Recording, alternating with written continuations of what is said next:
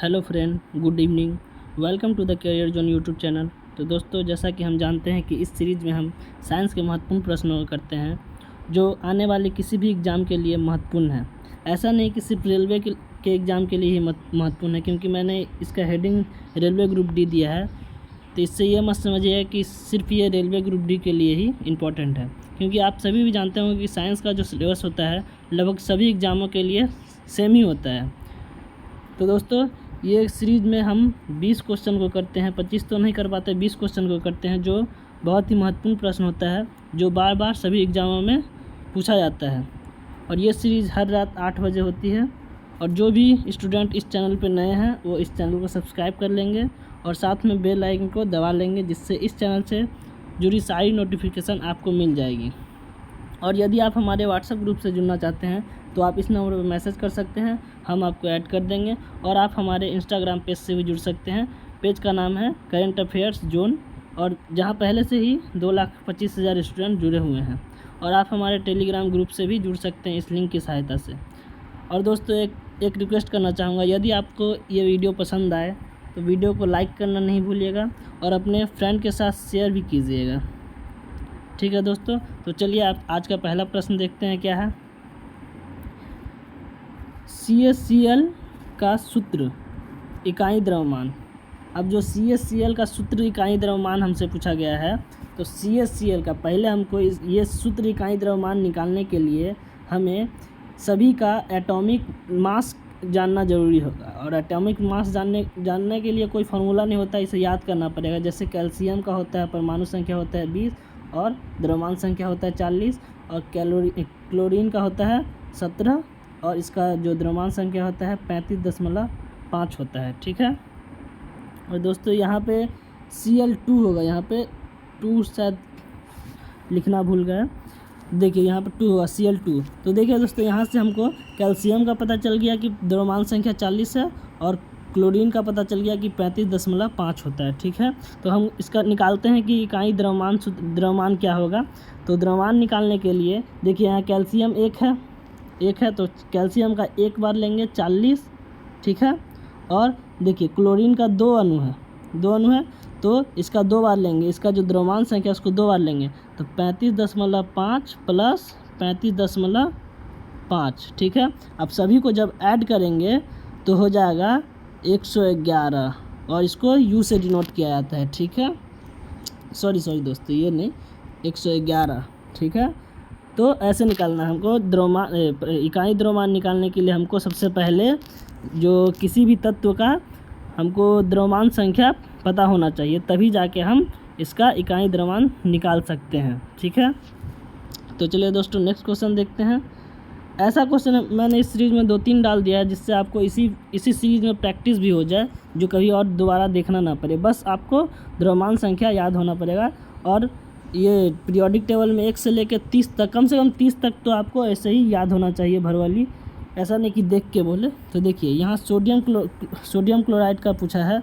Sodium chloride का क्या होता है, तो सोडियम का जो होता है परमाणु संख्या होता है 11 और द्रव्यमान संख्या होता है 23। और क्लोरीन का तो अभी बताए हैं, फिर से बता देते हैं। क्लोरीन का परमाणु संख्या 17 और द्रव्यमान संख्या 35.5। ठीक है। अब यहाँ देखिए Na भी एक है और Cl भी एक है, तो Na के लिए लेंगे 30, सोडियम के लिए 30 बोल ले 23, और क्लोरीन के लेंगे, ये भी क्लोरीन भी एक है, तो इसके लिए भी यहाँ पे एक ही बार लेंगे।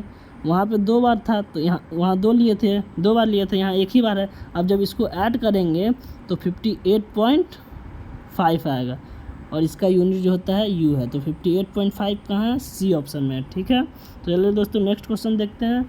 आपको द्रव्यमान संख्या याद करना पड़ेगा, तभी जाके ये निकाल सकते हैं। अब ये देखिए 3 नंबर क्वेश्चन क्या कहता है कि एक तत्व A है, मान लेते हैं कि एक तत्व A है, फार्मूला जिसका है A3O4 के साथ ऑक्साइड बनाता है।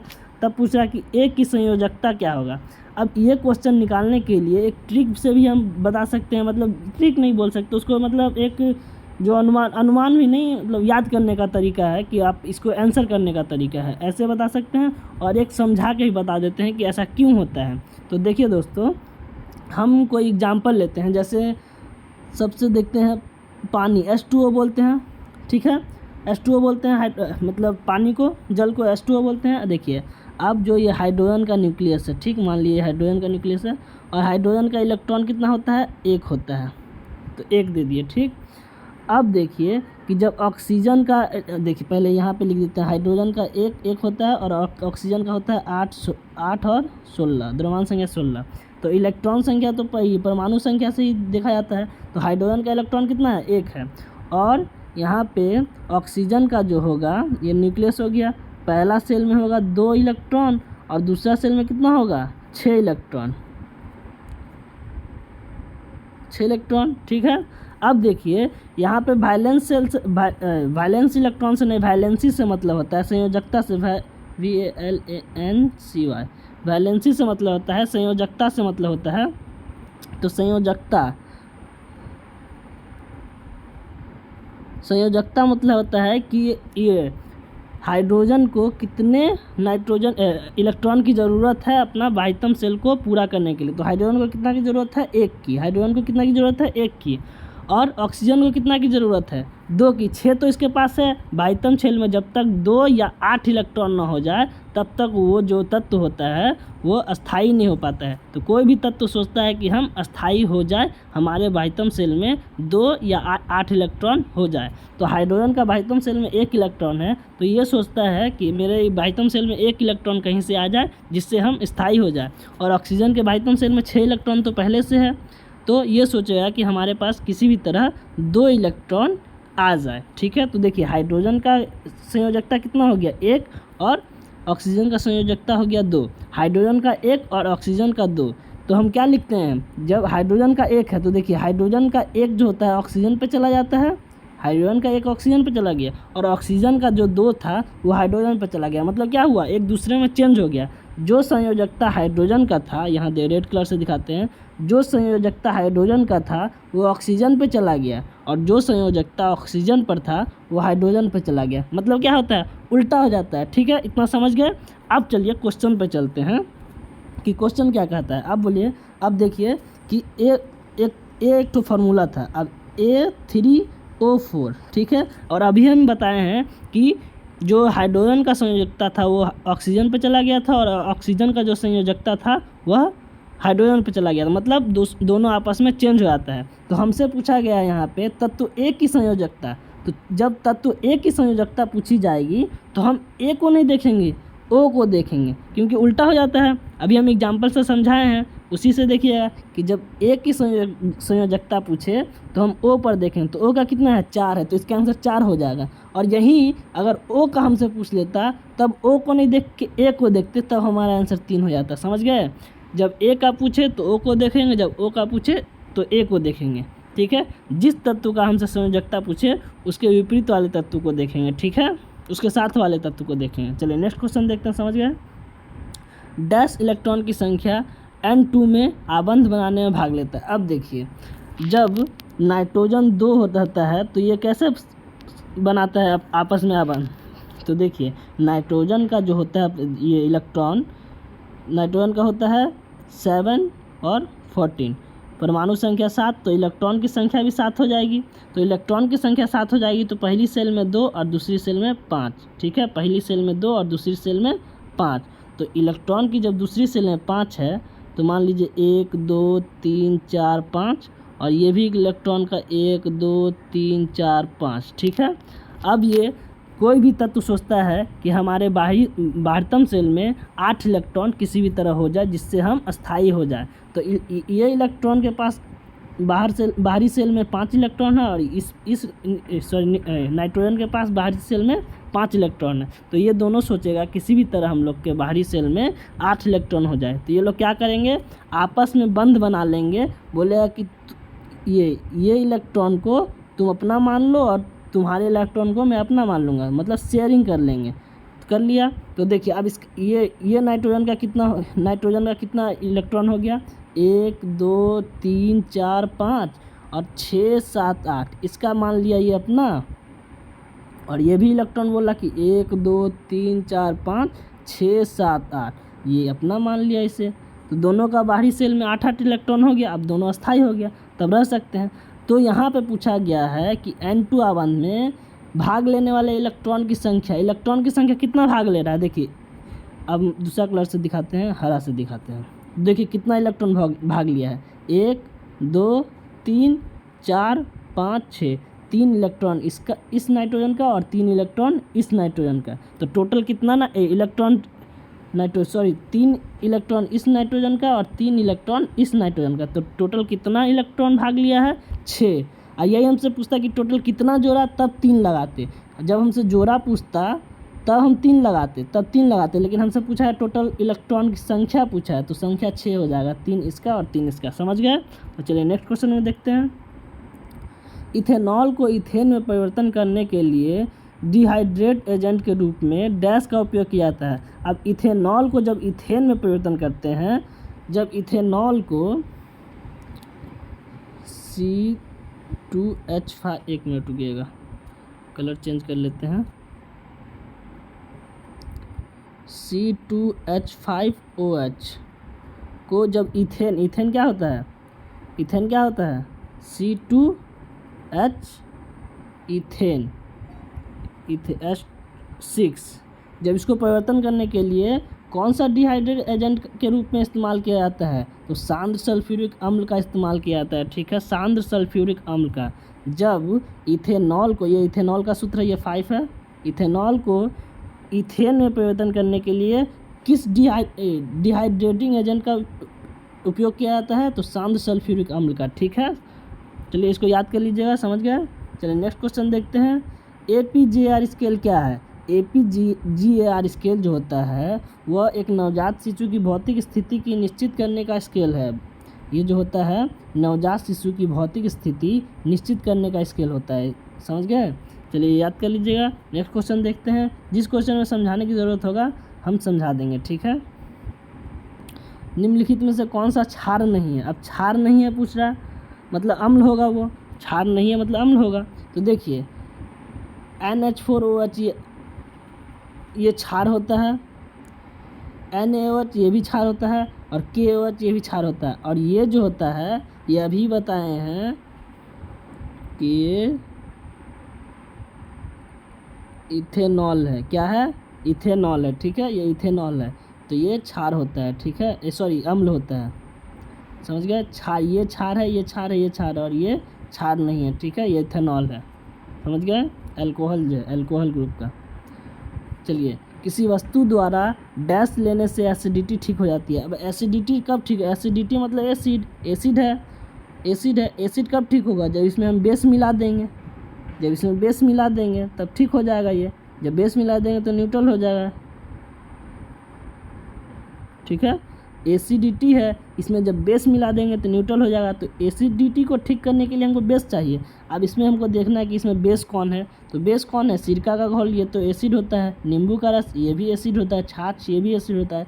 बेकिंग सोडा जो होता है ये होता है बेस। क्या होता है? बेकिंग सोडा जो होता है ये होता है क्षार, बेस। ठीक है, चलिए नेक्स्ट क्वेश्चन देखते हैं। किसी स्थिति में एक अभिलंब किरण, आपतित किरण और परावर्तित किरण सभी एक ही सतह पर होती है। अब किस स्थिति में जो होती है अवलंब, आपतित किरण और परावर्तित किरण सब एक ही सतह पर होती है? तो ये देखिए, मान लीजिए ये अभिलंब है, ये आपतित किरण है और ये परावर्तित किरण है। तो किस में होता है? किसमें होता है? अपवर्तन और परावर्तन दोनों में होता है। ठीक है, अपवर्तन और परावर्तन दोनों में होता है। चलिए नेक्स्ट क्वेश्चन देखते हैं। डैश कंप्यूटर में प्रोसेसिंग समय न्यूनतम होता है। तो देखिए, जो ये 64 बिट का जो कंप्यूटर होता है उसमें प्रोसेसिंग समय जो होता है न्यूनतम होता है, सबसे कम होता है। 64 बिट की कंप्यूटर में जो प्रोसेसिंग समय होता है वो सबसे कम होता है। ठीक है, चलिए नेक्स्ट क्वेश्चन देखते हैं। CaO का सूत्र, इकाई, द्रव्यमान। तो वे देखिए, सबसे पहला क्वेश्चन जो बताए थे उसमें द्रव्यमान संख्या हमको जानना जरूरी था, वही क्वेश्चन है फिर से। तो देखिए, Ca का होता है 20 और द्रव्यमान संख्या होता है 40। ऑक्सीजन का होता है परमाणु संख्या 8, द्रव्यमान संख्या 16। अब हमसे पूछा गया CaO का, तो Ca भी 1 है, तो यहाँ पर Ca का लेंगे एक बार, और ऑक्सीजन O भी 1 है, तो ऑक्सीजन का भी लेंगे एक बार, तो 16। जब दोनों को जोड़ेंगे तो 56 U आएगा, इसका यूनिट U आता है। तो देखिए 56 इसमें भी है और इसमें भी है, तो यूनिट का ध्यान रखेंगे। ठीक है, चलिए नेक्स्ट क्वेश्चन है, इसमें बस यूनिट के लिए क्वेश्चन दिया गया है। निम्नलिखित में से कौन सा एक भौतिक परिवर्तन है। अब भौतिक परिवर्तन किसको बोलते हैं, तो भौतिक परिवर्तन उसे बोलते हैं जो, जैसे मान के चलिए कि ए से हम बी बनाए, ठीक है, और बी से जब ए भी बना सकते हैं तब इसे भौतिक परिवर्तन कहते हैं। अब मान लीजिए कि ए से बी बना दिए हैं लेकिन बी से हम ए नहीं बना सकते, ए से बी बना दिए और फिर बी से हम ए बना देंगे तो इसे बोलते हैं भौतिक परिवर्तन। क्या बोलते हैं, भौतिक परिवर्तन, ठीक है। और जब ए से बी बना दिए लेकिन बी से ए नहीं बना सकते, इसे बोलते हैं रासायनिक परिवर्तन, ठीक है, रासायनिक परिवर्तन। तो देखिए अंगूर का जब किण्वन कर देते हैं, जैसे शराब बनाता है, दारू बनाता है, तो अंगूर का किण्वन किया गया, तो क्या दारू से फिर हम अंगूर बना सकते हैं, नहीं। फलों का पकना, जब फल पक जाएगा तो फिर क्या उसे हम कच्चा कर सकते हैं, नहीं कर सकते। दूध को जब दही में जमा देते हैं तो क्या फिर दही से हम दूध बना सकते हैं, नहीं बना सकते। ये तीन जो हो गया वह रासायनिक परिवर्तन का एग्जाम्पल हो गया, मतलब ए से बी तो कर दिए लेकिन बी से ए नहीं कर सकते, तो ये सब रासायनिक परिवर्तन का उदाहरण है। लेकिन जब बर्फ़ को पिघला कर जल बना देंगे तो क्या जल से फिर हम बर्फ़ नहीं बना सकते हैं ना। जब बर्फ़ को पिघला कर जल बना दिए, ए से बी कर दिए, बर्फ़ से जल कर दिए, अब जल से तो फिर बर्फ़ कर ही सकते हैं, तो ये भौतिक परिवर्तन का एग्जाम्पल है, ठीक है। चलिए नेक्स्ट क्वेश्चन देखते हैं। डैश हवा में नमी के अवशोषण की प्रक्रिया है, ठीक है। अब जो होता है ये चार ऑप्शन है, हवा में नमी के अवशोषण की प्रक्रिया किसको बोलते हैं, ये जो होता है डेल्क्वेशंस, ये जो होता है हवा में नमी की अवशोषण की प्रक्रिया है, डेल्क्वेशंस ऐसे होगा, ये देखिए डेल्क्वेशंस, ठीक है, डेल्क्वेशंस। चलिए नेक्स्ट क्वेश्चन देखते हैं। एक पदार्थ में क्या होने पर अतिचालक पदार्थ होता है। अब देखिए अतिचालक पदार्थ कब होगा, जब उसमें प्रतिरोध की जो मान होगी एकदम कम या जीरो होगी तभी। अगर मान लीजिए कोई भी तार में प्रतिरोध है तो उसमें क्या वो चालक क्या पूरा अच्छी तरह से चालक है, नहीं, वो तो चालक अच्छी तरह से नहीं है, उसमें तो प्रतिरोध है, ठीक है। यदि प्रतिरोध की मान शून्य हो जाए तो वह चालक जो होगी वो अच्छा चालक कहलाएगा, ठीक है। तो जब पूछ रहा है कि अति चालक पदार्थ हो तो प्रतिरोध का मान जब शून्य होगा तो वह अति चालक पदार्थ कहलाएगा, ठीक है। चलिए नेक्स्ट क्वेश्चन देखते हैं। भोजन से प्राप्त ऊर्जा को कैसे मापा जाता है, तो भोजन से प्राप्त ऊर्जा को कैलोरीज में मापा जाता है, किसमें मापा जाता है, कैलोरीज में, ठीक है। चलिए नेक्स्ट क्वेश्चन देखते हैं। डैश लेंस का उपयोग निकट दृष्टि दोष मायोपिया से पीड़ित लोगों द्वारा किया जाता है। अब जो होता है निकट दृष्टि दोष में किस लेंस का प्रयोग किया जाता है, ये हमसे पूछा गया है। तो देखिए निकट दृष्टि दोष, तो निकट दृष्टि दोष में मान लीजिए ये लेंस, ये आँख है, सॉरी आँख हम बनाते हैं, ये रफली डायग्राम है, ठीक, और ये रेटिना है, रफली डायग्राम है, ठीक है, समझिएगा, रेटिना है। मान लीजिए निकट दृष्टि दोष में क्या होता है, ये याद रखिएगा, निकट दृष्टि दोष से मतलब दूर का नहीं दिख रहा है, उल्टा होता है, निकट दृष्टि में दूर का नहीं दिखता। अब मान लीजिए कोई दूर से कोई प्रकाश आ रहा है, ठीक, दूर से कोई प्रकाश आया और ये रेटिना पे बनने का जगह रेटिना से पहले ही बन गया, ठीक है, रेटिना से पहले बन गया, रेटिना पे बनना था इमेज लेकिन रेटिना से पहले बन गया। तो हम क्या करेंगे, यहाँ पे एक अवतल लेंस लगा लेंगे जिससे ये इसको डाइवर्ज कर देगा, डाइवर्ज करके थोड़ा सा फैला देगा। अब जो ये बनाएगा तो रेटिना पे बनाएगा, अब जो बनाएगा रेटिना पे प्रतिबिंब बनाएगा। तो अवतल लेंस यहाँ पे लगा दिए जिससे कि प्रकाश की किरण को ये डाइवर्ज कर दिया, डाइवर्ज करके थोड़ा फैला दिया। अब फैलने के बाद जब बनेगा प्रतिबिंब तब रेटिना पे बन जाएगा। तो निकट दृष्टि दोष में किस लेंस का प्रयोग कर रहे हैं हम लोग, अवतल लेंस का कर रहे हैं प्रयोग, अवतल लेंस हो जाएगा, अवतल लेंस, ठीक है। तो समझ गए, जब दूर से प्रकाश की किरण आती है तो जब लेंस नहीं लगा के है उस टाइम का बात बता रहे हैं, जब दूर से प्रकाश की किरण आती है तो ये उत्तल लेंस हम लोग का जो आँख में होता है उत्तल लेंस होता है, उत्तल लेंस से कन्वर्ज होके रेटिना से पहले ही बन जाती है प्रतिबिंब। तब हम लोग क्या करते हैं, अवतल लेंस लगा देते हैं जिसके कारण जो आ रही है किरण वो उसको डाइवर्ज कर देता है, फैला देता है, और फैलाने के बाद जब उत्तल लेंस आँख की जो लेंस होते हैं उसके द्वारा कन्वर्ज किया जाता है तो तब जाके रेटिना पर हमारा प्रतिबिंब बन जाता है, तब हमको स्पष्ट नज़र आने लगता है, ठीक है। तो अवतल लेंस, ठीक है। एक चीज़ हम लिखवा दे रहे हैं, याद कर लीजिएगा कि निकट दृष्टि दोष में और दूर दृष्टि दोष में ये दो ही होता है। निकट दृष्टि में अवतल लेंस अवतल लेंस और दूरदृष्टि में उत्तल लेंस। ठीक है, ये याद कर लीजिएगा। निकट में अवतल, दूर में उत्तल, निकट में अवतल, दूर में उत्तल। ठीक है, चलिए नेक्स्ट क्वेश्चन देखते हैं। क्वेश्चन ऊपर ही था। वायु में 0 डिग्री तापमान पर ध्वनि की गति। अब ध्वनि की गति पूछ रहा है वायु में जब 0 डिग्री तापमान हो तो ध्वनि की गति क्या होती है? 331 मीटर पर सेकेंड। ये देखिएगा पर सेकेंड, यहाँ पे मीटर 331 मीटर प्रति सेकेंड। यहाँ देखिए मीटर सेकेंड है, मीटर सेकेंड है, यहाँ प्रति सेकेंड तो है लेकिन 330 है, 331 होता है। ठीक है, 331 मीटर प्रति सेकेंड। ठीक है, चलिए नेक्स्ट क्वेश्चन देखते हैं। इंफ्रारेड किरण क्या है? इंफ्रारेड किरण क्या है? तो इंफ्रारेड किरण जो होता है वह विद्युत चुंबकीय तरंग होता है। क्या होता है? विद्युत चुंबकीय तरंग। इंफ्रारेड किरण कौन कौन सा होता है? तो इंफ्रारेड किरण होता है, देखिए, गामा, एक्सरे, पराबैंगनी, दृश्य, अवरक्त, सूक्ष्म, रेडियो, दीर्घ। ये सब जो किरण होता है 8 किरण, ये इंफ्रारेड किरण का उदाहरण है, एग्जाम्पल है। ठीक है, और ये सब जो होता है विद्युत चुंबकीय तरंग होता है। कौन सा तरंग होता है? विद्युत चुंबकीय तरंग। ठीक है, चलिए नेक्स्ट क्वेश्चन देखते हैं। और इसका जो एक चीज़ और याद रखिएगा, इसका जो तरंग दैर्ध्य होता है इंफ्रारेड का तरंग दैर्ध्य जो होता है वह 750 नैनोमीटर से 1 मिलीमीटर के बीच होता है। ठीक है, के बीच होता है। इसका तरंग दैर्ध्य जो होता है वो 750 नैनोमीटर से 1 मिलीमीटर के बीच होता है, इसका तरंग दैर्ध्य। ठीक है, इंफ्रारेड का तरंग दैर्ध्य। ठीक है, चलिए नेक्स्ट क्वेश्चन देखते हैं।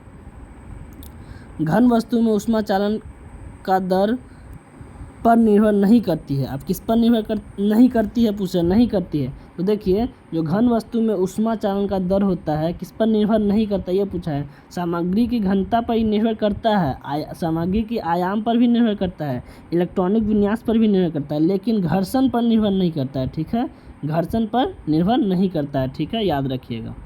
चलिए नेक्स्ट क्वेश्चन देखते हैं। सेल्सियस एवं फ़ारेनहाइट स्केल पर किस तापमान पर एक समान पठन दर्शाएगा? अब हमसे पूछा गया है कि देखिए फार्मूला पहले लिख लीजिए। हम सिर्फ सेंटीग्रेड और फ़ारेनहाइट के बीच का रिलेशन बता देते हैं, उसके बाद सारा का बता देंगे बाद में। F-32/9 ये होता है। अब हमसे पूछा गया कि ऐसा कौन सा तापमान होगा जहाँ दोनों का जो होगा पठन सेम दर्शाएगा, इक्वल दर्शाएगा। तो मान लेते हैं ये फार्मूला, ठीक है, देख लिए। मान लिया कि x वो तापमान है, तो x/5 c के जगह पे x और f के जगह पे भी x रख दिए, क्योंकि दोनों का मान सेम होना चाहिए। इतना लिख दिए। अब इसको हम मिटा रहे हैं। ठीक, इसको मिटा रहे हैं।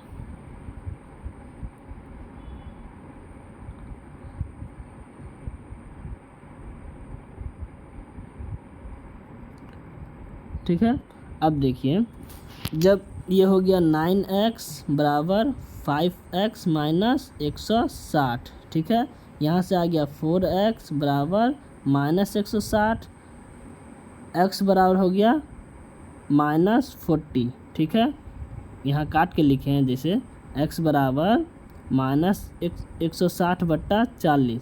जब काटेंगे तो -40 हो जाएगा। ठीक है, -40 हो जाएगा। तो यही पूछा गया है हमसे कि किस तापमान पर फ़ारेनहाइट और सेंटीग्रेड स्केल पर दोनों का जो तापमान होगा बराबर दिखाएगा। तो x का मान क्या है? x ही माने थे, दोनों को बराबर माने थे हम। x का मान क्या है? -40 डिग्री सेंटीग्रेड। दोनों ऑप्शन सेम ही हो गया, ए और बी दोनों ऑप्शन सेम हो गया है। ठीक है, दोनों ऑप्शन सेम होंगे, यही आंसर हो जाएगा। ठीक है, -40 डिग्री सेल्सियस। ठीक है, यही होगा। और हम एक और फार्मूला, ये तो देख लिए कैसे बनाया जाता है, ये देख लिए। एक फार्मूला याद कर लीजिए कि उससे आपको बहुत सारा क्वेश्चन बन जाएगा। देखिए फार्मूला क्या होता है, C-0/100-0 बराबर F-32 बराबर 212 माइनस 32 बराबर के माइनस 273 बट्टा 373 माइनस 273, ठीक है। और एक होता है आर माइनस 0 बराबर 80 माइनस 0। इससे आपको क्या क्या चीज़ पता चल गया कि ये देखिए, ये तो मतलब centigrade, Fahrenheit, kelvin, centigrade, Fahrenheit, kelvin और रूम टेम्परेचर सबके बीच का रिलेशन भी पता चल गया। और इसका ये भी पता चल गया कि सबसे हाईएस्ट टेम्परेचर इस पर क्या होता है 100 डिग्री सेंटीग्रेड, और सबसे लोएस्ट क्या होता है 0 डिग्री सेंटीग्रेड। ये सेंटीग्रेड का हो गया। फ़ारेनहाइट का सबसे हाईएस्ट होता है 212 और सबसे कम 32 डिग्री सेंटीग्रेड फ़ारेनहाइट। केल्विन में होता है 373 और सबसे कम होता है 273। रूम टेम्परेचर का होता है 80 और सबसे कम होता है 0, ठीक। ये पता चल गया। इससे ये भी पता चल जाएगा कि सेंटीग्रेड में अगर कोई भी हमसे जल का अगर क्वथनांक पूछे तो 100 डिग्री सेंटीग्रेड हो जाएगा। फ़ारेनहाइट पे जल का क्वथनांक पूछे तो 212 डिग्री फ़ारेनहाइट हो जाएगा। केल्विन पे हमसे जल का क्वथनांक पूछे तो 373 डिग्री केल्विन हो जाएगा। और रूम टेम्परेचर पे हमसे जल का क्वथनांक पूछे तो 80 डिग्री हो जाएगा रूम टेम्परेचर पर, ठीक है। इससे इतना सारा चीज़ पता चल गया। और ये जो इक्वेशन है ये सब कांस्टेंट होता है, सब बराबर स्थिरांक होता है, ठीक है।